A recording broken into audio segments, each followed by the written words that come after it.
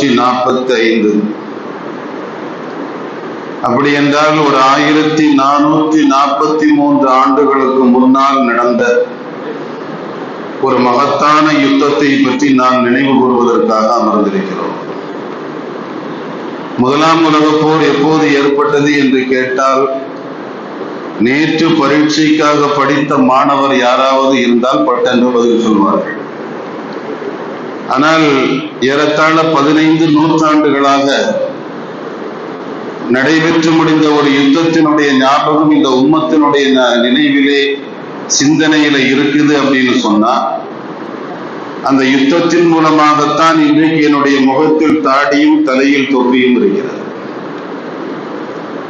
அந்த யுத்த களத்தில் தான் பெருமானார் ஸல்லல்லாஹு அலைஹி வஸல்லம் அல்லாஹ்விடத்தில் துஆ செய்தார்கள். நீ வணங்கப்பட வேண்டும் என்றால் எங்களுக்கு வெற்றி தா என்று கேட்டார்கள். இப்ப இன்றும் அல்லாஹ் வணங்கப்படுகிறான். அதற்காக அல்லாஹ் அந்த யுத்தத்தில் வெற்றியை தந்தான் நம் எல்லோருக்கும் தெரியும். குறிப்பாக ஒரு 11:30 மணிக்கு உள்ளால அந்த யுத்தத்தினுடைய சில நிகழ்வுகள் மட்டும் படிப்பினைக்காக, நம்முடைய ஞாபகத்திற்காக, மக்காவில் என்ன நடந்ததோ அது இன்றைக்கு நம்முடைய இந்தியாவில் நடக்கிறது என்கிற சிந்தனையோடு அதை நாம் பார்த்தால் நமக்கு புரிய வரும். நாம் பத்ரை நோக்கி பயணிக்கிறோம். உலக முஸ்லிம்கள் பத்ரை நோக்கி பயணித்துக் கொண்டிருக்கிறார்கள். பத்ர் போல ஒரு மகத்தான வெற்றி இந்த உம்மத்திற்கு தேவை என்று நாம் அல்லாஹ்விடத்தில் சதாவும் பிரார்த்தித்துக் கொண்டே இருக்கிறோம். மக்காவிலே அம்மார் இப்னு யாசிர் ரலியல்லாஹு அன்ஹு என்கிற ஒரு நபித்தோழர், அவங்கள கம்பத்துல கட்டி வச்சு ஜெய் லாத் ஜெய் உஸ்ஸா அப்படின்னு சொல்லுன்னு சொன்னாங்க. புரியுது இல்ல? ஜெய் லாத், லாத்தே உயர்ந்த கடவுள், உஸ்ஸா தான் உயர்ந்த கடவுள், சொல் என்று சொன்னார்கள். அம்மார் இப்னு யாசிர் சொல்ல மறுத்தார்கள். அதனால் கடுமையாக அவர்களை சித்திரவதை செய்தார்கள். அவர்களுடைய கண்ணுக்கு முன்னால் அம்மாரினுடைய உம்மா சுமையா ரலியல்லாஹு அன்ஹாவுடைய மர்ம உறுப்பிலே அம்படித்துக் கொண்டார்கள். அம்மாரினுடைய அத்தா யாசிர் ரலியல்லாஹு அன்ஹு அவர்களினுடைய 2 கால்கள்லையும் 2 கயிறை போட்டு, அதுல ஒரு கயிற்ற ஒரு ஒட்டகத்தினுடைய காலிலையும் இன்னொரு காலை இன்னொரு ஒட்டகத்தினுடைய காலிலையும் கட்டி 2 ஒட்டகத்தையும் 2 பக்கமா விரட்டினானுங்க. ஹஜ்ரத் யாசிர் ரலியல்லாஹு அன்ஹு 2 துண்டாக பிளந்து கிடந்தார். அந்த பிளக்கப்பட்ட 2 துண்டுகளுக்கு நடுவுல அபூஜஹல் நடந்து போனான். கர்வத்தோடு சிரித்தான், ஆணவத்தோடு சிரித்தான். சிரித்துக் கொண்டே சொன்னான், அம்மார், உன்னுடைய உம்மாவுக்கும் அத்தாவுக்கும் இப்ப என்ன நடந்ததோ அதுதான் உனக்கும் நடக்க போகுது. அதனால நான் சொல்லக்கூடிய ஜெய் லாத் உஸ்ஸாவே பெருகு என்று சொல் என்று சொன்னான். ஹஜ்ரத் ஸையதுனா அம்மார் சொல்ல மறுத்தார்கள். நபியை இகழ்வாக பேச வேண்டும் என்று அபூஜஹல் சொன்னான். அம்மார் ரலியல்லாஹு அன்ஹு மறுத்தார்கள். இன்றைக்கும் இந்தியாவினுடைய சில பகுதிகளில் நாம் பார்க்கலாம். நீ இதை சொல், கடவுளினுடைய பெயர் மட்டும்தான் வேற. எந்த கடவுளுக்காக பாபர் இடிக்கப்பட்டதோ அந்த கடவுளினுடைய பெயரை கொண்டு இதை நீ சொல்லித்தான் ஆக வேண்டும் என்கிற ஒரு அழுத்தம் வட இந்திய முஸ்லிம்களுக்கு அன்றாடம் ஏற்படுவது நம் எல்லோருக்கும் தெரியும். அஹ்லா கொல்லப்பட்ட போது பொங்காத சமுதாயம், ஜுனைத் என்கிற 15 வயது ஹாஃபில், அல் குர்ஆனை மனனம் செய்த ஒரு ஹாஃபில், ரயில்ல இருந்து தள்ளி கீழே விடப்பட்டு கொலை செய்யப்பட்ட போது பொங்காத ஒரு சமுதாயம், காஷ்மீரினுடைய கோவில் கருவறைக்கு உள்ளே வைத்து ஆசிஃபா என்கிற ஒரு சின்னஞ்சிறிய இஸ்லாமிய குழந்தை சில விஷமிகளால் சிதைக்கப்பட்ட போது பொங்காத சமுதாயம், இன்றைக்கு புதுச்சேரியிலே நடந்த ஒரு சிறுமியினுடைய கொலைக்காக பொங்குகிறார்கள். நாம் சொல்வோம், நீங்கள் ஆசிஃபாவிற்காக அன்று சட்ட ரீதியான நடவடிக்கையை எடுத்திருப்பீர்களே, ஆனால் புதுச்சேரியினுடைய இந்த குழந்தை பாதுகாக்கப்பட்டிருப்பாள்.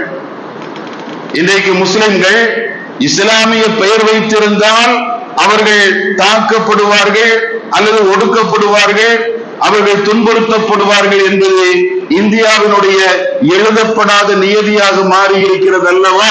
இது மக்காவினுடைய ஆரம்ப நிலை.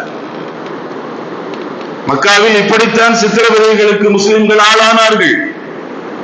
ஹஜ்ரத் அம்மாரை போன்ற எண்ணற்ற சஹாபிகள் கடுமையாக துன்புறுத்தப்பட்டார்கள். உமர் ரலியல்லாஹு அன்ஹு இஸ்லாத்தை ஏற்கிற போது 40 நபர்கள், 40வது நபராக உள்ளே வந்த சையதுனா உமர் பெருமானார் ஸல்லல்லாஹு அலைஹி வஸல்லம் இடத்தில் கேட்ட முதல் வார்த்தை, யா ரசூலல்லாஹ், அசத்தியம் துள்ளும் போது சத்தியம் நாம பதுங்கலாமான்னு கேட்டாங்க. அசத்தியம் துள்ளும் போது சத்திய நாம பதுங்கலாமான்னு கேட்டாங்க. என்ன அர்த்தம்? அடிச்சா திருப்பி அடிப்போம். என்னுடைய அடி எப்படி இருக்குங்கிறது அவனுக்கு தெரியணும். அவன் அடிக்கும் போது எனக்கு உடம்பு வலிக்கல, நான் அடிச்சா உனக்கும் வலிக்கும் அப்படிங்கறத அவனுக்கு நாம காட்டணும். அதனால நாங்கள் திருப்பி அடிக்க வேண்டும், அதற்கு அனுமதி வேண்டும் என்று கேட்டார்கள். அல்லாஹ் சொன்னா, பொறுமையா இருங்க, நேரம் வரும். அந்த நேரம் வருகிற போது அதற்கான வாய்ப்புகளை நான் திறந்து தருவேன் என்று சப்ரு என்கிற தாரக மந்திரத்தை கொண்டு அடிபட்ட முஸ்லிம் சமூகத்தை அடக்கி வைத்தான் அல்லாஹ். 13 ஆண்டு கால மக்காவினுடைய தொல்லைகள் உச்சகட்டத்தை அடைந்து மதீனாவிற்கு வந்து, மதீனாவின் 2வது ஆண்டு, ஹிஜ்ரி 2வது ஆண்டு, இந்த 2வது ஆண்டு தான் நோன்பு கடமையாக்கப்பட்டது நமக்கு தெரியும். அதுக்கு முன்னால நோன்பு கிடையாது. ரமலானுடைய நோன்பு கடமை இல்லை. ரமலானுடைய நோன்பும் அந்த வருடம் தான் கடமையாக்கப்பட்டு இருக்கு. தொடர 16 நோன்பு வச்சிருக்கிறாங்க. நம்மை போல சஹரிலும் இஃப்தாரிலும் கனமான உணவுகளை உண்ணக்கூடியவர்கள் அல்ல. ஒரு பேரித்தம்பழம் துண்டை 3ஆக பிரித்து 3 நபர்கள் பங்கிட்டு சஹரிலும் இஃப்தாரிலும் நோன்பு வைக்கக்கூடியவர்கள். சாதாரணமாக உண்பதற்கு உணவே இல்லாமல் 16 நாட்கள் நோன்பு வைத்து சஹாபிகளினுடைய முகமெல்லாம் மஞ்சளித்து போய்விட்டது. பலகீன முகத்தில் தருகிறது. ஊனம் அது வெளியில் தான் ஊனம் இருக்குமே தவிர உள்ளத்தில் யாருக்கும் ஊனம் வராது. முகத்தில் மஞ்சள் இருக்கிறது, ஆனால் உள்ளத்தில் ஈமான் இருக்கிறது. மிக கடுமையான நெருக்கடியான நிலை. இந்த நேரத்தில் தான் பெருமானார் ஸல்லல்லாஹு அலைஹி வஸல்லம் பத்ர் யுத்தத்திற்கான அல்லாஹ்வினுடைய அனுமதி சஹாபிகளிடம் சொல்கிறார்கள். அல்லாஹ் எனக்கு அனுமதி தந்து விட்டான். அருமையானவர்களை யோசிச்சு பாருங்க. சண்டைனா என்ன? கையில ஆயுதம் இருக்கணும். சண்டைனா கையில ஆயுதம் இருக்கணும். பிரயாணம்னா வாகனம் இருக்கணும். ஆச்சரியமான விஷயம், அந்த பத்ரிலே கலந்து கொண்ட 313 நபர்களிடத்தில் 2 குதிரை இருக்குது. 2 குதிரையில் தான் ஒரு குதிரை ஹஜ்ரத் மிக்தாத் ரலியல்லாஹு அன்ஹுவுக்கு சொந்தமானது, இன்னொரு குதிரை இன்னொருவருக்கு சொந்தமானது. 2 குதிரை, 10க்கும் குறைவான ஒட்டகம். பயணிப்பதற்கு வாகனம் இல்லை. இருக்கிற வாகனத்துல ஒரு வாகனம், ஒரு ஒட்டகம். அந்த ஒட்டகத்துக்கு ரசூலுல்லாஹ் 3 பேரை நிர்ணயிக்கிறாங்க. முதல்ல ஒரு ஆள், 2வது ஒரு ஆள், 3வது ஒரு ஆள் என்று நிர்ணயித்து விட்டு ஒரு ஒட்டகத்தை கிட்ட வச்சுக்கிட்டு சொன்னாங்க, இந்த ஒட்டகத்துல நானும் ஹஜ்ரத் அலியும் அபூ லுபாபாவும் பயணிப்போம் என்று சொன்னார்கள். நீங்க எல்லாம் எப்படி கொஞ்ச நேரம் இருந்து கொஞ்ச நேரம் நடக்கிறீங்களோ அது போலத்தான் நானும் கொஞ்ச நேரம் இருப்பேன், கொஞ்ச நேரம் நடப்பேன்.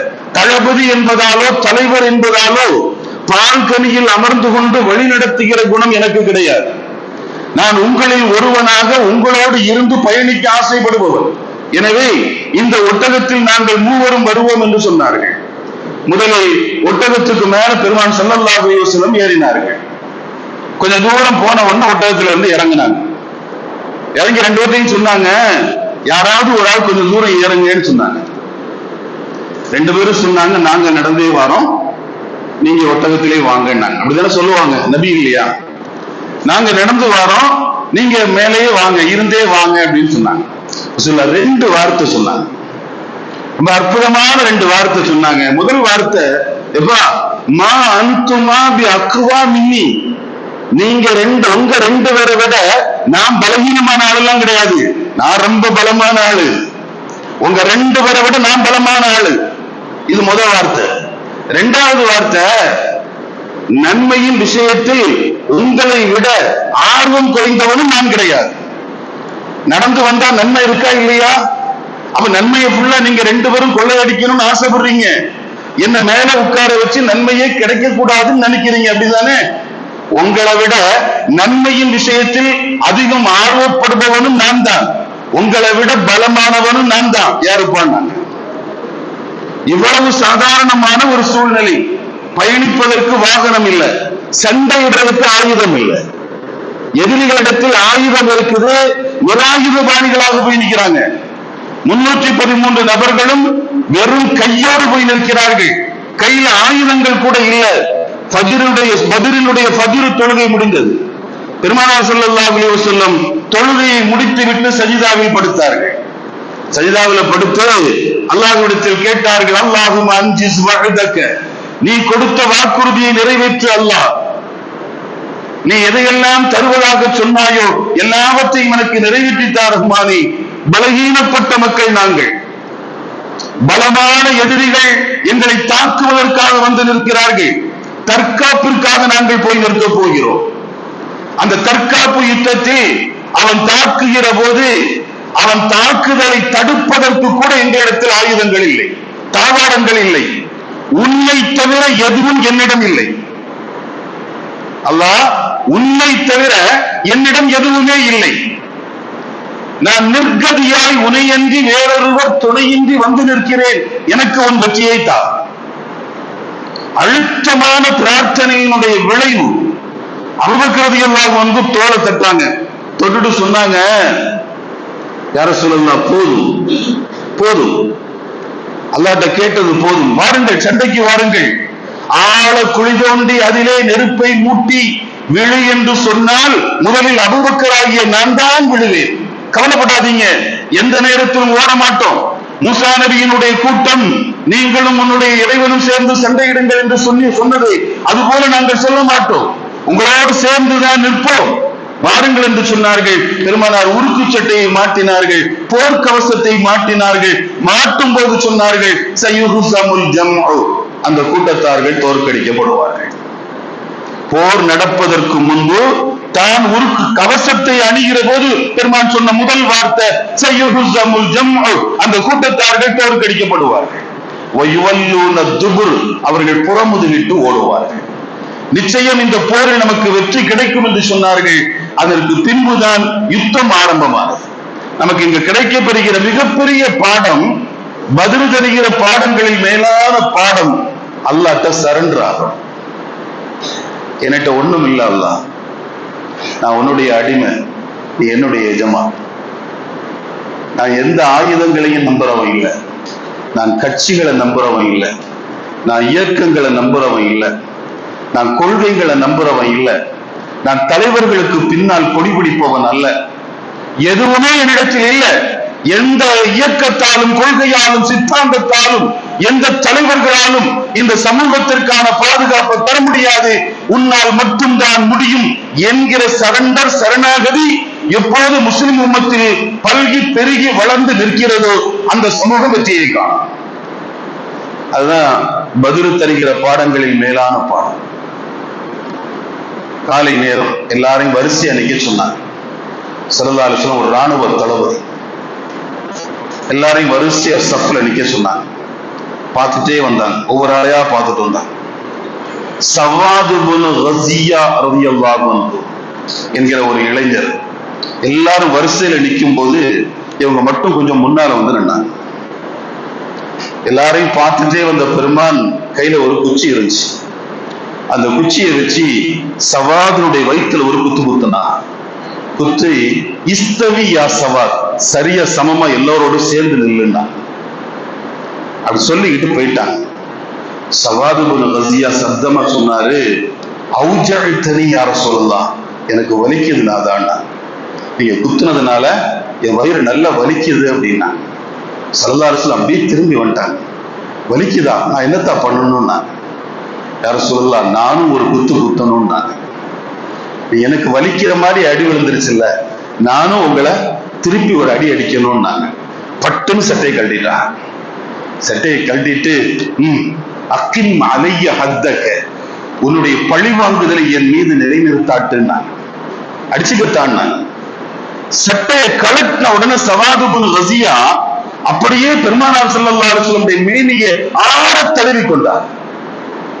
ஆறத் தழுவி விட்டு நபியினுடைய இந்த விலாப்புற எலும்புகளோடு தன்னுடைய உடலை அணைத்து சேர்த்து அந்த இடத்துல ஒரு முத்தமிட்டு சொன்னாரு, யா ரசூலல்லாஹ், இந்த மலையடிவாரத்தில் இருந்து சொர்க்கத்தினுடைய நறுமண காற்று வருவதை நான் சுவாசிக்கிறேன்.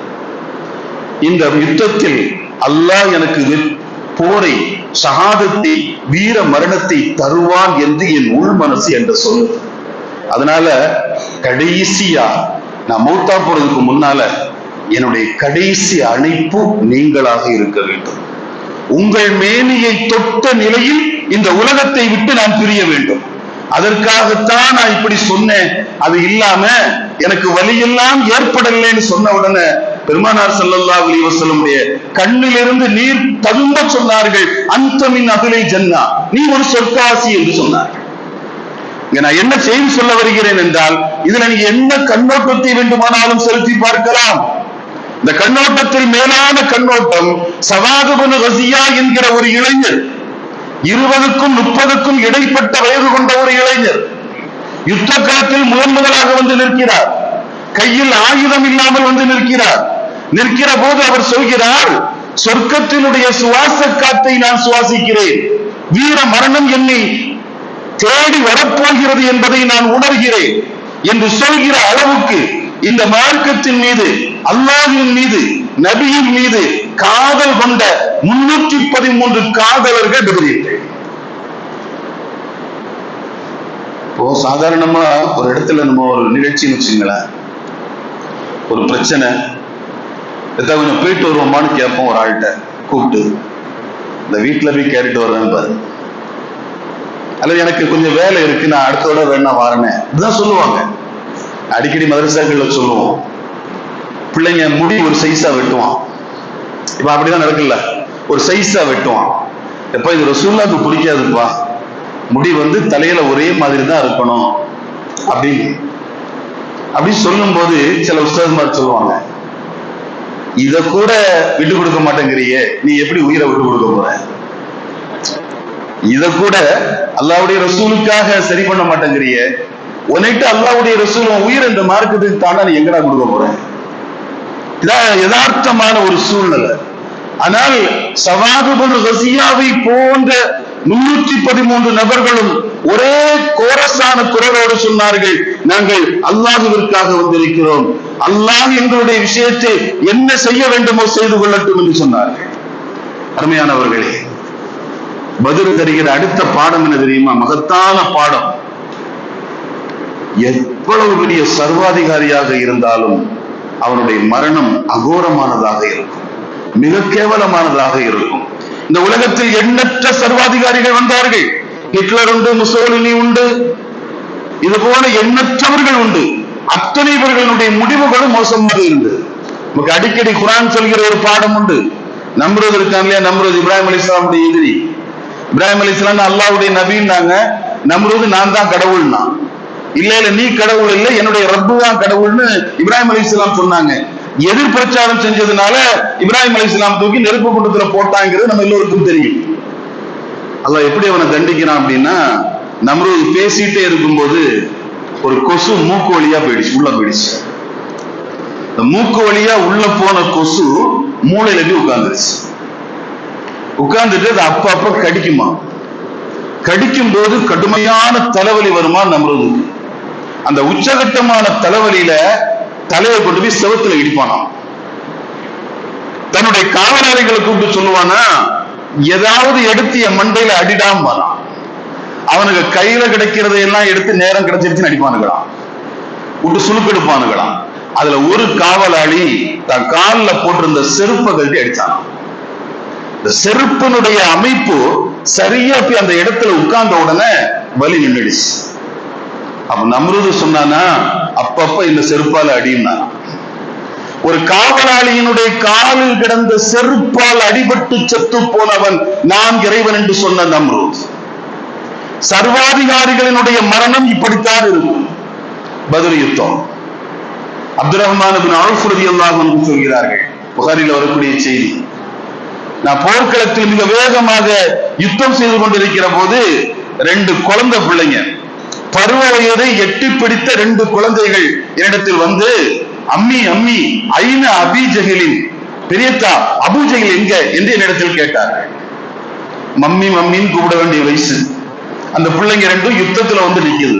என்னகிட்டு யா அம்மி பெரியத்தா எங்க அபூஜஹல் என்று அந்த இருவரும் கேட்டார்கள். நான் பிள்ளைங்களை பார்த்துட்டு சொன்னேன், எதுக்குத்தான் நீங்க அவனை தேடுறீங்கன்னு கேட்டேன். அந்த 2 பேரும் ஒரே குரல்ல சொன்னாங்க, அவன் ரசூலுல்லாஹ்வை திட்டுறானாம்ல, அவன் ரசூலுல்லாஹ்வை திட்டுறானாம்ல. எங்க அம்மா சொல்லி அனுப்புனாங்க, அவனை கொல்லாம வீட்டுக்கு வரக்கூடாதுன்னாங்க. அதனால லா நர்ஜிஉ இலா பைத்தினா ஹத்தா நக்துலா, அவனை கொல்லாமல் நாங்கள் இல்லம் செல்ல மாட்டோம், காட்டி கொடுங்கன்னு சொன்னாங்க. அந்த பிள்ளைங்களுடைய வேகத்தை பார்த்தனா, திரும்பி பார்த்தா அபூஜஹல் குதிரையில வேகமா போயிட்டு இருந்தான். போறான் அப்படின்னு ஹஜ்ரத் அப்துர் ரஹ்மான் சொல்கிறார்கள், ராஜாளி பறவைகளை போல அந்த 2 குழந்தைகளும் சீறி பாய்ந்தார்கள். ஓடி போய் அவனை மேல வெட்ட முடியாது, ஏன்னா உயரம் பத்தாது, அவன் குதிரை மேல உட்கார்ந்து இருக்கிறான். அபூஜஹலினுடைய காலை ஒரு குழந்தை வெட்டிச்சு. கால் வெட்டுப்பட்ட உடனே கீழே விழுந்தான். விழுந்த உடனே இன்னொரு பிள்ளை இன்னொரு வெட்டு அவனை வெட்டியது. முஆது முஅவ்வித் என்கிற 2 பருவ வயதை நெருங்கி இருந்த சிறுவர்களால் வெட்டுப்பட்டு இறந்து போக வேண்டும் என்பது அல்லாஹ்வுடைய நாட்டம். அபூஜஹலினுடைய விஷயத்தில் கீழே விழுந்துட்டான். சாயந்தராஜ் அப்படி வச்சுக்கங்க. ஆரம்ப நேரம் தமிழ்ல ஒரு பழமொழி நம்ம சொல்லுவோம், அரசன் அன்று கொள்வான், தெய்வம் நின்று கொள்ளும். அரசன் அவன் சிஏஏ என்ஆர்சி அப்படின்னு ஒரே நாள்ல எல்லாத்தையும் முடிச்சிருவான். தெய்வம் நின்று கொள்ளும். ரூட் கிளியர் பண்ணி, நீ 3 எழுத்துல வந்தா நான் ரிட்டர்ன் ஒரு 3 எழுத்துல வருவேன், கொரோனா நீ இப்படி வந்தா நான் இப்படி வருவேன், அப்படி ஒரு கணக்கு இருக்குல்ல. அது போல பெருமானார் ஸல்லல்லாஹு அலைஹி வஸல்லம் ஆரம்ப காலத்துல மக்காவுல கஅபாவுல உட்கார்ந்து குர்ஆன் ஓதிட்டு இருந்தாங்க. வந்த வஹியை ஓதிட்டு இருந்தாங்க. அப்படி ஓதிட்டு இருக்கும்போது அபூஜஹல் வந்து ஓதக்கூடாதுன்னா ஸல்லல்லாஹு அலைஹி வஸல்லம் சொன்னாங்க, ஏன் ஓதக்கூடாது? நான் ஓதுவேன்னா. கொஞ்சம் வாய் தகராறு முற்றியதில் அபூஜஹல் கையை நீட்டிட்டான். பெருமானார் ஸல்லல்லாஹு அலைஹி வஸல்லமுடைய இந்த இடத்துல ஒரு காயம் விழுந்துருச்சு. இந்த காயத்துல இருந்து ரத்தம் வருது. அந்த ரத்தத்தோட சஹாபிகள் இருந்த இடத்துக்கு வந்தாங்க. சஹாபிகள் பார்த்த போது கொதித்து போனார்கள். உங்களை கை நீட்டி அடிக்க ஆரம்பிச்சுட்டாங்கன்னா அந்த கையுடையவன் துன்யாவில் இருக்கக்கூடாது. எங்களுக்கு இப்போது நீங்கள் அனுமதி தர வேண்டும், 1 2 நாங்க பார்த்துக்கிறோம். சஹாபிகள் பொறுமையா இருங்கன்னு சொன்னாங்க. சில ரசூலுல்லாஹ் சொன்ன அடுத்த வார்த்தை, நான் ஓதும் போது அடிச்சிட்டான், அதை பத்தி எனக்கு கவலை இல்லை, ஆனா நாளைக்கும் கஅபாவுல குர்ஆன் ஓதணும், அதுக்கு யார் தயாருன்னாங்க. நாளைக்கும் கஅபாவுல குர்ஆன் ஓதணும், நீங்க யார் தயாருன்னு கேட்டாங்க. எல்லா சஹாபிகளும் இருந்த சபையில சையதுனா அப்துல்லாஹ் இப்னு மஸ்ஊத் ரலியல்லாஹு அன்ஹு எழுந்து நான் போறேன்னா. சஹாபிகளிலேயே ரொம்ப உயரம் குறைவான சஹாபி இப்னு மஸ்ஊத் ரலியல்லாஹு. வரலாற்றுல வருது 3ல இருந்து ஒரு 3 அடி தான் உயரம், அவ்வளவுதான் அவங்களுடைய உயரம். ரசூலுல்லாஹ்வுடைய 2 செருப்பையும் தூக்கி அக்குள் 2ல வச்சுக்கிட்டு கூடவே ஓடுவாங்க. ரொம்ப எளிமையான சஹாபி, உயரம் குறைந்த சஹாபி.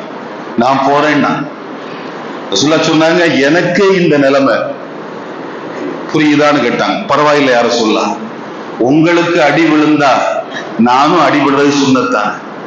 நம்ம என்ன பேசுவோம், நீங்க தாடி வச்சா நான் தாடி வைப்பேன், நீங்க மிஸ்வாக்கு போட்டா நானும் மிஸ்வாக்கு போடுவேன், நீங்க தலப்பா கட்டினா நானும் கட்டுவேன்.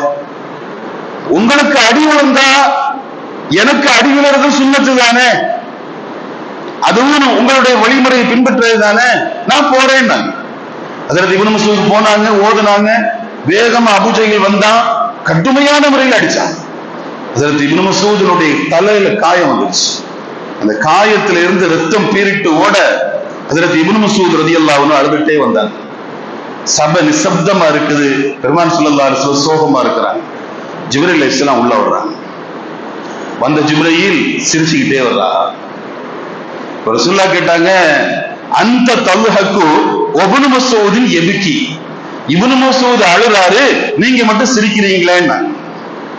அப்பதான் ஜிப்ரீல் அலைஹிஸ்ஸலாம் சொன்னாங்க, சத்தஅலமு யா ரசூலல்லாஹ், நான் ஏன் சிரிக்கிறேங்கிறத நீங்க விளங்குவீங்க உங்களுக்கு ஒரு காலம் வரும், அந்த காலத்துல உங்களுக்கு விளங்கும். இது ஒரு முன்னால் நடந்த நிகழ்ச்சி. இப்போ அபூஜஹில் பத்ர் முடிஞ்சிருச்சு. ஸல்லல்லாஹு அலைஹி வஸல்லம் கேட்டாங்க, தோழர்களை, அபூஜஹில் என்ன ஆனா, இருக்கானா போயிட்டானா, அதை பார்த்துட்டு வர்றது யாருன்னு கேட்டாங்க. இப்போ இப்னு மஸ்ஊத் ரலியல்லாஹு அன்ஹு சொன்னாங்க, நான் போறேன் யா ரசூலுல்லாஹ், ஏன்னா எனக்கும் அவனுக்கு ஒரு டீலிங் இருக்குது, நான் போறேன்னா. நேர போய் பார்த்தா அபூஜஹில் குற்றுயிரும் கொலை உயிருமாய் கடைசி நில மரணத்தோட போராடிட்டு இருக்கிறான். அதற்கு இப்னு மஸ்ஊத் ரலியல்லாஹு அன்ஹு நேர போய் மல்லாக்க படுத்திருக்கிற அபூஜஹிலுடைய மார்பில் ஏறி உட்கார்ந்துட்டா. சின்ன உருவம் தானே, ஏறி உட்கார்ந்துக்கிட்டு அவன் தாடியை பிடிச்சான். தாடியை பிடிச்சிட்டு கையில இருந்த குருவாளை வச்சு அபூஜஹிலுடைய தலையை அறுக்க போறாங்க. அறுக்க போகும்போது அவன் சொல்றான், ஆணவக்காரன், அறுக்கும் போது கொஞ்சம் கீழே இறக்கியாரு, இங்க அறுக்கிறாத, கொஞ்சம் கீழே இறக்கியாரு. ஏன்னா முகம்மதுக்கு முன்னால தலைகள் அடுக்கப்படும் போது என் தலை மட்டும் கொஞ்சம் உயரமா இருக்கும். அப்ப இவன் சர்வாதிகாரிகள்லையும் மோசமான சர்வாதிகாரி தானே, தலகனம் பிடிச்சவன் தானே. அந்த இப்னு மஸ்ஊத் அபூஜஹிலுடைய தலையை முடிச்சு, தலையினுடைய முடியை பிடிச்சு தூக்கிட்டு வர்றாங்க பெருமானார் ஸல்லல்லாஹு அலைஹி வஸல்லம். இப்ப ஜிப்ரீல் அலைஹிஸ்ஸலாம் வர்றாங்க, வந்து கேக்குறாங்க, யா ரசூலல்லாஹ், ஒரு காலகட்டத்தில் நான் சொன்னேன்ல, நீங்க ஒரு காலத்துல உங்களுக்கு விளங்கும்னு சொன்னேன்ல, இப்ப விளங்குதா? உடம்புல உயிர் இருக்குது, பதவி இருக்குது, தெம்பு இருக்குது, பலம் இருக்குதுங்கிறதுக்காக சாதாரணமான அப்பாவிகளையும் நிராயுதபாணிகளையும் ஒன்றுக்கும் மற்றவர்களையும் நைய புடைக்கிற, தூக்கி மிதிக்கிற எந்த சர்வாதிகாரியாக இருந்தாலும் சரி, அவனுடைய இறுதி முடிவு இப்படித்தான் இருக்கும். அந்த பாதிக்கப்பட்ட மக்கள் பொங்கி எழுவார்களேயானால் அபூஜஹிலுடைய தலை எப்படி இப்னு மஸ்ஊதினுடைய கையில இருக்குதோ, அதுபோல இந்த உலகத்தினுடைய அனைத்து சர்வாதிகாரிகளினுடைய முடிவு பாதிக்கப்பட்ட மக்களினுடைய கரங்களிலே இருக்கும். இப்போது புரிகிறதா என்றார்கள். பத்ர் தருகிற பாடங்களில் மேலான பாடம் அதுதான். எல்லா சர்வாதிகாரங்களுக்கும் முடிவு உண்டு. எனவே நான் ஆரம்பத்திலேயே நான் சொன்னேன், நாம் பத்ரை நோக்கி பயணிக்கிறோம், அப்படிதானே? நம்முடைய எண்ணம் எல்லாம் பத்ரை நோக்கியே இருக்கிறது. நாங்கள் நிறைய பட்டுவிட்டோம், இனி திருப்பி கொடுக்க வேண்டிய காலகட்டத்திற்கு நாங்கள் தள்ளப்பட்டிருக்கிறோம். நாங்கள் வரவு செலவுகள் பார்க்க வேண்டும், அதற்கான வாய்ப்பை ரப்பே நீ தர வேண்டும் என்று ஒவ்வொரு நாளும் துஆ ஒப்புக்கொள்ளப்படுகிற எல்லா நேரங்களிலும் அல்லாஹ்வுடைய தர்பாரில் நாம் கேட்டுக்கொண்டே இருக்க வேண்டும். அருமையானவர்களே, பத்ரினுடைய எண்ணற்ற பாடங்கள் நம்ம எல்லோருக்கும் தெரியும். 70 கைதிகள், பத்ர் முடிஞ்சிருச்சு, முஸ்லிம்களுக்கு மகத்தான வெற்றி. 70 பேர் சிறைபிடிக்கப்பட்டாங்க. அந்த 70 சிறை கைதிகள் வரிசையா நிப்பாட்டப்பட்டிருக்கிறாங்க. அதுல ஒரு ஆளு சுஹைல் இப்னு அம்ர். அந்த 70 பேர்ல ஒரு ஆளு சுஹைல் இப்னு அம்ர், காஃபிர்கள்ட்ட நல்ல பேச்சாளர். அவர் எழும்பி ஒரு சபையில பேசினா முன்னால இருக்கிறவங்களுடைய ரத்தம் எல்லாம் சுண்டி போயிருமா, அவ்வளவு வேகமா வீரமூட்டும் பேச்ச பேசுவாராம். பத்ர் ஆரம்பிக்கிறதுக்கு முன்னால இஸ்லாத்தை பற்றி, நபியை பற்றி, சஹாபிகளை பற்றி மிக கேவலமா எதை சொன்னா முன்னால நிற்கிறவனுக்கு கோபம் வருமோ அப்படிப்பட்ட கடும் வார்த்தைகளை பேசி அவர்களுக்கு வீரமூட்டிய சுஹைல் இப்னு அம்ர் அந்த 70 கைதிகளில் ஒருவர். அவரை பார்த்த உடனே உமர் ரலியல்லாஹு அன்ஹு சொல்றாங்க, இذن لي يا رسول الله, நபியே ஒரே ஒரு அனுமதி மட்டும் தாங்க, அல்ரிபு சனியத்தைஹி, இந்த ஆளுடைய முன்னால இருக்கிற 2 பல்லையும் உடைச்சாங்க. இனி இவன் எங்கேயும் நின்று பேசக்கூடாது. பல்ல உடைச்சிட்டோம்னா பல் போனா சொல் போச்சு, இவனால பேச முடியாது. அதனால இவரோட 2 பல்ல உடைக்கணும், அப்படி உடைக்கிறதுக்கு மட்டும் எனக்கு அனுமதி தாங்க. பெருமானார் ஸல்லல்லாஹு அலைஹி வஸல்லம் ஒருவரை பார்த்த உடனேயே அவருடைய எல்லாவற்றையும் பேசுகிற ஞானம் பெற்ற பெருமான், முக்காலத்தையும் உணர்ந்து முன்னிற்கும் மனிதர்களுக்கு சரியாக பேசுகிற ஆற்றல் அல்லாஹுவால் கொடுக்கப்பட்ட சையதுனா முஹம்மது ரசூலுல்லாஹி ஸல்லல்லாஹு அலைஹி வஸல்லம் சொன்னார்கள், விட்டுருங்க உமரே, சுஹைல விட்டுருங்க. இந்த 2 பல்ல நீங்க உடைக்கணும்னு சொல்றீங்களே, இந்த 2 பல்லுக்கு ஒரு நல்ல எதிர்காலம் இருக்கு. அப்படி ஒரு எதிர்காலம் இந்த பல்லுக்கு இருக்குது. அது நடக்கும் போது உங்களுக்கு ரொம்ப சந்தோஷம் வரும். பத்ர்ல பெருமானார் ஸல்லல்லாஹு அலைஹி வஸல்லம் சுஹைல் இப்னு அம்ர இந்த உம்மத்திற்கு அறிமுகப்படுத்திய விதம். பெருமானார் ஸல்லல்லாஹு அலைஹி வஸல்லம் வஃபாத் ஆயிட்டாங்க. வஃபாத்தான உடனே மதீனா ஸ்தம்பிச்சு போயிடுச்சு. நம்ம வரலாறு தெரியும். மூத்த சஹாபிகள் கூட கொஞ்ச நேரம் அமைதி ஆயிட்டாங்க. என்ன செய்யறதுன்னு அவங்களுக்கு தெரியல. ரொம்ப ஒரு பதட்டமான நிலை மதீனாவுல. மக்காவினுடைய நிலை எப்படி இருந்துச்சு வரலாற்றை எடுத்து பாருங்க. பெருமானார் ஸல்லல்லாஹு அலைஹி வஸல்லம் புனிதமான உடம்பு மதீனால இருக்கு. சஹாபிகள்ல மூத்தவங்க மதீனால இருக்கிறாங்க. மக்காவுல புதிதாக இஸ்லாத்திற்கு வந்த சிலர்கள் இருக்கிறாங்களே, மக்காவினுடைய நிலை எப்படி இருக்கும்? இந்த செய்தி தெரிஞ்ச உடனே மக்காவில் ஒரு பதட்டம் எழுந்தது. இஸ்லாத்திற்கு புதிதாக வந்தவர்கள் எல்லாம் சொன்னார்கள், நபி இறந்து விடுவார்களே, ஆனால் இஸ்லாத்தில் எங்களுக்கு என்ன வேலை? நாங்க பழைய மார்க்கத்திற்கே திரும்பி விடுகிறோம், பழைய மதத்திற்கு போய் விடுகிறோம் என்று ஒரு பிரச்சாரம் வந்தபோது சுஹைல் இப்னு அம்ர் ரலியல்லாஹு அன்ஹு கஅபாவில் பிரசங்கம் செய்தார்கள். கஅபாவில் நின்று பிரசங்கம் செய்தார்கள். ஹிஜ்ரி 8 மக்கா வெற்றியில் இஸ்லாத்தை தன்னை இணைத்துக் கொண்ட சுஹைல் இப்னு அம்ர் முஸ்லிமான பின்பு இந்த செய்தி கேள்விப்பட்டவுடன் கஅபாவுக்கு வந்து மிக கடுமையான ஒரு உபதேசம் செய்தார்கள். அந்த உபதேசத்தில் சொன்னாங்க, அல்லாஹ் மட்டும்தான் மரணிக்காதவன். இந்த உலகத்தில் நபியாக இருந்தாலும் யாராக இருந்தாலும் அவர்களுக்கு மரணம் உண்டு. எனவே நாம் அல்லாஹ்வை வணங்குவோம், யாரும் இஸ்லாத்தை விட்டு வெளியே செல்லக்கூடாது என்றார்கள். அந்த செல்ல நினைத்தவர்கள் தங்களுடைய முடிவை மாற்றிக் கொண்டார்கள். இந்த செய்தி உமர் ரலியல்லாஹு அன்ஹுவுக்கு தெரிஞ்ச உடனே சுஹைல் இப்னு அம்ரை பார்த்து சொல்றாங்க, நல்ல காலத்தை நான் உன் பல்ல உடைக்கல, நான் உடைச்சிருந்தா நீ இப்படி ஒரு வேலையை செஞ்சிருக்க மாட்டியே. அப்ப என்னுடைய நபியினிடத்தில் சொன்னார்களே, இந்த பல் ஒரு காலகட்டத்தில் நல்ல நிலைக்கு வரும், அது உனக்கு பிடித்தமாக இருக்கும் என்று சொன்னார்களே, அதை நினைத்து நான் அல்லாஹ்விற்கு நன்றி செலுத்துகிறேன் என்றார்கள். பதில இந்த உம்மத்தினுடைய கியாமத் நாள் வரையிலுமான விஷயங்களுக்கு பெருமானார் ஸல்லல்லாஹு அலைஹி வஸல்லம் தீர்ப்பை தந்துவிட்டு சென்றார்கள். பதினுடைய எண்ணற்ற பாடங்கள்ல ஒண்ணு, பதினுடைய ஒரு தொழுகை. ஸல்லல்லாஹு அலைஹி வஸல்லம் தொழ வைக்கிறாங்க. தொழ வச்சு நின்ன பெருமான் திடீர்னு சிரிச்சாங்க. தொழுகை முடிஞ்ச உடனே பின்னால இருந்த சஹாபிகள் கேட்டாங்க, யா ரசூலல்லாஹ், தொழுகையில நீங்க சிரிக்கிறீங்களே, நீங்க சிரிச்ச மாதிரி உங்களை நாங்க பார்த்தோமே, என்ன காரணம்னு கேட்டாங்க. பெருமானார் ஸல்லல்லாஹு அலைஹி வஸல்லம் சொல்றாங்க, நான் தொழ வச்சிட்டு இருக்கும் போது மர்ரபி மீகாயில் என்னை கடந்து சென்றார். மீகாயில் என்னை கடந்து சென்றார். வலா ஜனாஹிஹி அஸருல் குபார், அவருடைய ரெக்கையில புழுதி இருந்தது. அவருடைய ரெக்கையில புழுதி இருந்தது. அந்த புழுதி இருக்கிற நிலையில் ஜிப்ரீல் என்னை கடந்து சென்றார். ஒருவர் ராஜ்யம் மின் தலபில் அது, எதிரிகளை தேடி செல்கிறார். எதிரிகள் மீண்டும் வந்து நம்மை தாக்குவார்களோ என்கிற எண்ணத்தில் நாம் தொழுகிற காரணத்தால் தொழுகையில் இருக்கிறார், மீகாயில் பழித்துக் கொண்டிருக்கிறார். அப்படி போகிற மீகாயில் என்னை பார்த்து சிரித்தார். எனவேதான் நானும் சிரித்தேன். நாம் ஒன்றை ஞாபகத்தில் வைக்கிறோம், அல்லாஹ்வுடைய சொல்லுக்கு நாம் கட்டுப்பட்டு அல்லாஹ்வை தவிர எதற்கும் ஆற்றல் இல்லை என்பதிலே உறுதி கொண்டு நாம் நிலையாக இருப்போமே, ஆனால் பதருக்கு வந்த மீகாயில் எங்கு வேண்டுமானாலும் வருவார். பதருக்கு வந்த மலாயிக்கத்துகள் எங்கு வேண்டுமானாலும் வருவார்கள். சஹாபிகளை பலர்கள் சொல்கிற செய்தி பதிர்ல வருது, புகாரியினுடைய அறிவிப்பு வருது. ஒரு எதிரியை விரட்டி சென்று கொண்டே இருந்தேன், அவரை வெட்ட வேண்டும் என்று நினைத்து நான் அவரை விரட்டி போய்கொண்டே இருந்தேன். வெட்டுவதற்காக என்னுடைய வாளை நான் ஓங்கினேன். ஓங்குகிற போது அக்குதின் ஹைசூம் முன்னாலப்போ என்கிற ஒரு சப்தம் கேட்டது. அந்த சப்தம் கேட்டவுடன் சப்தம் அந்த திசையை நோக்கி நான் பார்த்தேன், யாரும் இல்லை. நான் யாரை கொல்ல நினைத்தேனோ அவர் சாட்டையால் அடிக்கப்பட்டவரை போல உடம்புல கோடு விழுந்து கீழே இறந்து விழுந்தார்.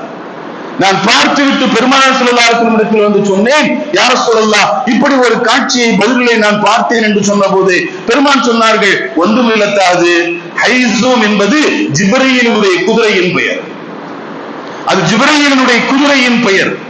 உன்னை கொன்ற மலக்கு, உன்னுடைய எதிரியை கொன்ற மலக்கு இருக்கிறாரே, 3வது வானத்திலிருந்து வந்த மலக்கு. 3வது வானத்திலிருந்து வந்த மலக்கு தான் அந்த எதிரியை கொன்றார். மிக துல்லியமாக கணக்கிட்டு சொல்கிறார்கள். ஜிப்ரீல் தன்னுடைய குதிரை ஹைசூமிலே வருகிறார். மீகாயில் தொழுகையிலே நிற்கிற நபியை பார்த்து சிரிக்கிறார். 3வது வானத்திலிருந்து வந்த ஒரு மலக்கு ஒரு முஸ்லிம் கொல்ல நினைத்த எதிரியை கொன்று முடிக்கிறார். இத்தனை காரியங்களும் பதிலே நடந்திருக்கிறது என்றால், பதிலே இந்த உம்மத்திற்கு தெரிகிற பாடம், நீங்கள் வாருங்கள், அல்லாஹ்வின் பக்கம் வாருங்கள், எல்லாவற்றையும் உதாசீனப்படுத்துங்கள், எதையும் நம்பாதீர்கள், யாரையும் நம்பாதீர்கள். சிறுபான்மையை அரவணைக்கக்கூடியவர்கள் நாங்கள் தான் என்று சொல்கிறவர்களை யார் நம்மை அரவணைக்க வேண்டும்? யார் நம்மை தூக்கிவிட வேண்டும்? யார் நமக்கான ஆற்றலை தர வேண்டும்? யாருடைய ஆற்றல் நிலையானது? அல்லாஹ்வை தவிர எதற்கு நிலையான ஆற்றல் உண்டு?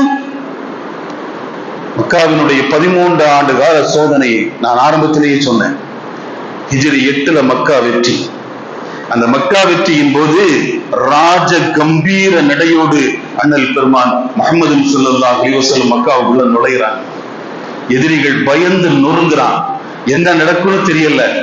என்ன வேணாலும் ரசூலுல்லாஹ் செய்யலாம். ஏன்னா அவ்வளவு நாம கொடுத்திருக்கிறோம். பொதுவா மனுஷன் அதிகமா அடிபடும் போது திருப்பி கொடுக்கணும்னு ஆசைப்படுவான். அதனால அவங்க என்ன செஞ்சாலும் நியாயம்தான் என்கிற நிலைப்பாட்டிற்கு வருகிற போது அல்லாஹ் மகத்தான வெற்றியை தருவான் என்று பதில் சொல்கிறது.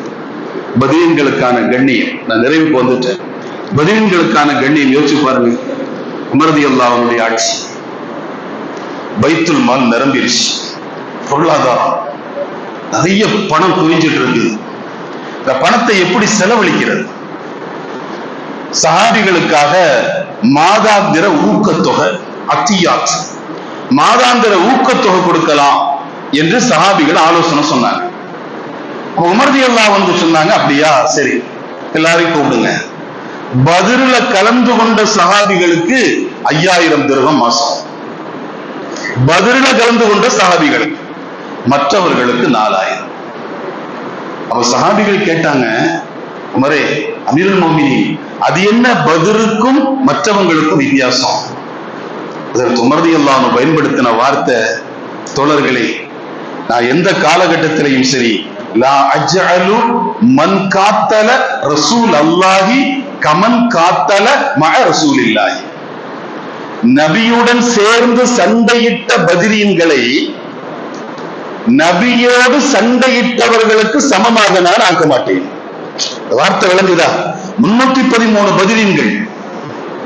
இந்த பத்ருவாசிகள் 313 பேர் இருக்கும் போது எதிரிகள் 1000 பேர் இருந்தாங்க. இந்த எதிரிகள் 1000 பேர்ல ஒரு 100-200 பேர் இஸ்லாத்துக்கு வந்துட்டாங்க பின்னால. இந்த 313 பேர் ரசூலுல்லாஹ்வோட சேர்ந்து சண்டை போடுறாங்க. ஆனா பின்னால இஸ்லாத்துக்கு வந்தவங்க யாரை ஏற்று சண்டை போட்டாங்க? ரசூலுல்லாஹ்வை ஏற்று சண்டை போட்டாங்க. அப்போ யாருமே இஸ்லாத்திற்கு வர மறுத்த காலகட்டத்திலும் இஸ்லாத்தில் இருந்து ஆரம்ப கால இந்த பயிர் வளர்ச்சிக்கு தன்னுடைய குருதியை உரமாக்கிய பத்ரீன்களுக்கு நிகராக இன்னொருவரை என்னால் ஆக்க முடியாது. அதனால பத்ரீன்கள் தான். மற்றவர்கள் எத்தனை பெரிய தியாகங்களை பின்னால் செய்தாலும் அது சாதாரணமானதுதான். இப்ப நான் பேசிட்டு இருக்கும்போது ஞாபகத்துல ஒரு செய்தி அதுக்காக சொல்றேன். அபூபக்கர் ரலியல்லாஹு அன்ஹு பின்னால ஒரு காலத்துல தன்னுடைய மகன் அப்துர் ரஹ்மான் ரலியல்லாஹு அன்ஹு கூட பேசிட்டு இருக்கிறாங்க. அவருடைய மகன் அப்துர் ரஹ்மான். அப்ப அபூபக்கர் ரலியல்லாஹு அன்ஹு சொன்னாங்க, எத்தா பத்ர் ஞாபகம் இருக்குதான்?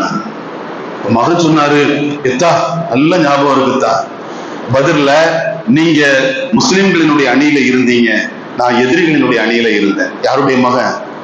அபூபக்கர் ரலியல்லாஹு மகன். எதிரிகளுடைய அணியில இருந்தேன். சண்டையில நான் குதிரையில வாழை சுரட்டிக்கிட்டே வந்தேன். ஒரு இடத்துல ஒரு ஆளை வெட்டுறதுக்காக வாழை ஓங்குனேன். பார்த்தா நீங்க அத்தா, நீங்க. அதனால அல்லாவே என்ன பெத்த அத்தா இல்ல அப்படின்னு நான் விட்டுட்டு திரும்பிட்டேன் அப்படின்னு சொன்ன உடனே சரி, நான் அபூபக்கர் ரலியல்லாஹு அன்ஹு சொன்னாங்க, மோனே, நான் மட்டும் உன்னை பார்த்திருந்தேன்னு வச்சுக்க, அந்த களத்துல உன முதலாளு நீதான். ஏன்னா எனக்கு நபிதான் முக்கியம், உனக்கு அத்தா முக்கியம், எனக்கு யார் முக்கியம்? நபிதான் முக்கியம். இதுதான் பத்ர். அதனாலதான் உமர் ரலியல்லாஹு அன்ஹு சொன்னாங்க, பத்ரில் சண்டையிட்ட பத்ரீன்களுக்கு நிகராக மற்றவர்களை என்னால் ஆக்க முடியாது. அலி ரலியல்லாஹு அன்ஹுடைய ஆட்சி, பள்ளிவாசலுக்கு ஜனாசா வந்தா கேட்பாங்க, யாருன்னு கேட்பாங்க. பத்ர்ல கலந்து கொண்ட சஹாபின்னு சொன்னா 6 தக்பீர் சொல்லுவாங்க. ஜனாசா தொழுகை எத்தனை தக்பீர் தான்? 4 தான். புகார்ல இருக்குது. பத்ர்ல கலந்து கொண்ட சஹாபின்னு தெரிஞ்சா 6 தக்பீர் சொல்லுவாங்க. பொதுவாக சஹாபின்னு சொன்னா 5 தக்பீர் சொல்லுவாங்க. சஹாபி அல்லாத ஆளுன்னு சொன்னா 4 தக்பீர் சொல்லுவாங்க. 6 தக்பீர் என்னது? ஒரு கண்ணியம்.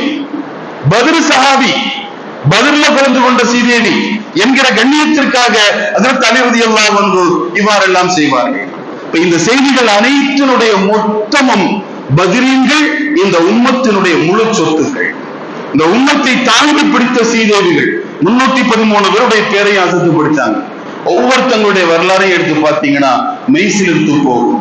அவர்களுக்கு உள்ளே இருக்கக்கூடிய ஈமானிய வேட்கை, அவர்களிடம் இருந்த அல்லாஹ்வுடைய நம்பிக்கை மிக அற்புதமானதாக இருந்தது என்பதை வரலாறு நடிகளும் நம்மால் பார்க்க முடிகிறது. அல்லாஹ் அந்த பத்ரீன்களினுடைய பொருட்டால் அவர்களினுடைய வசீலாவை கொண்டு முஸ்லிம் உம்மத்திற்கு மகத்தான வெற்றியை தருவானாக. நாம் குறிப்பாக ரமலான் முழுக்க அதிகம் இப்படித்தான் துஆ செய்ய வேண்டும். ஜமாத்துல் உலமா சபை, மாநில ஜமாத்துல் உலமா சபையும் இப்படித்தான் தீர்மானம் போட்டிருக்கிறது. ரமலான் முழுக்க முஸ்லிம் சமூகம் முஸ்லிம்களினுடைய அடுத்த தலைமுறைக்கான ஒரு மகத்தான வெற்றியை நோக்கி பயணிக்கிற காலகட்டம். எனவே உங்களுடைய பிரார்த்தனைகளில் அதிகம் நோன்பு திறக்கும் நேரம், சஹருடைய நேரம், சஹருக்கும் சுபுகுக்கும் இடைப்பட்ட நேரம், சுபுகனுடைய சுன்னத்திற்கும் ஃபர்லுக்கும் இடைப்பட்ட நேரம், வெள்ளிக்கிழமையினுடைய நேரங்கள், எல்லா நேரங்களிலும் பின்னால வர்ற ஒற்றைப்படையினுடைய இரவுகள் அனைத்திலும் அல்லாஹுவே இந்த உம்மத்திற்கு பத்ரில் நீ உதவியது போல் உதவியைத்தா அல்லாஹ் என்கிற துஆ செய்ய வேண்டும். அல்லாஹ் அந்த உதவியை தந்தருள் புரிவானாக என்கிற பிரார்த்தனையோடு நான் நிறைவு செய்கிறேன். வ ஆகிரு தஅவானா அல்ஹம்துலில்லாஹி ரப்பில் ஆலமீன். அஸ்ஸலாமு அலைக்கும் வரஹ்மத்துல்லாஹி